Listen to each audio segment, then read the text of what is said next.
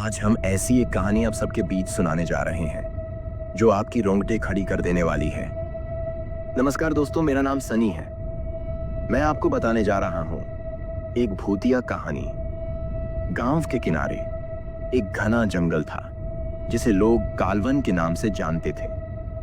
कहा जाता था कि वहां एक भूत का साया है जो विशेष रूप से युवतियों को अपनी ओर आकर्षित करता है। गांव में राधा नाम की एक सुंदर और मासूम लड़की रहती थी। उसकी शादी पास के गांव में तय हो चुकी थी, लेकिन शादी से कुछ ही दिन पहले एक रात उसे अजीब अजीब सपने आने लगे। सपनों में एक रहस्यमयी परछाई उसके चारों ओर मंडराती और किसी अज्ञात भाषा में कुछ बड़बड़ाती। धीरे धीरे राधा चुपचाप और उदास रहने लगी। उसकी मां को लगा कि यह शादी की घबराहट है, लेकिन बात कुछ और थी। गांव के लोग कहते थे कि कालवन में एक आत्मा भटकती है। वह आत्मा एक युवक की थी जो वर्षों पहले प्रेम में असफल होकर आत्महत्या कर चुका था। उसकी आत्मा को शांति नहीं मिली और वह अब हर उस लड़की को अपना मान लेता जो उसके रास्ते में आती। राधा को भी उसी भूत ने अपना शिकार बना लिया था। एक दिन राधा अचानक बेहोश हो गई। जब उसे होश आया तो उसने अपनी मां को बताया कि उसे अजीब अजीब एहसास होता है, जैसे कोई उसकी निगरानी कर रहा हो। कुछ ही हफ्तों में राधा की तबीयत बिगड़ने लगी और जल्द ही पता चला कि वह गर्भवती थी। यह खबर पूरे गांव में आग की तरह फैल गई। सबने पूछा, राधा, ये किसका बच्चा है? लेकिन राधा ने कसम खाई कि उसने किसी के साथ कुछ भी गलत नहीं किया।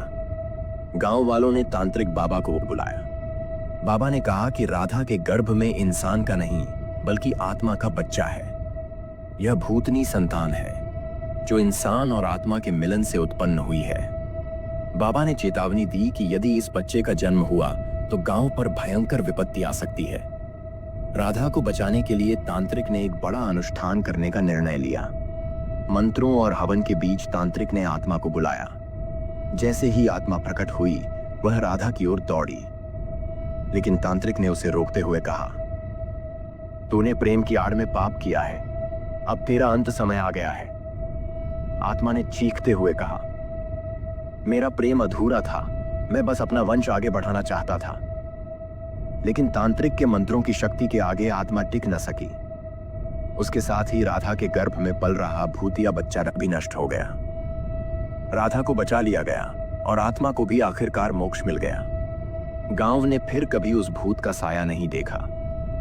यह कहानी बताती है कि आत्मा भी कभी कभी प्रेम में अंधी हो जाती है, लेकिन प्रेम को जबरदस्ती पाना विनाश को ही बुलावा देता है।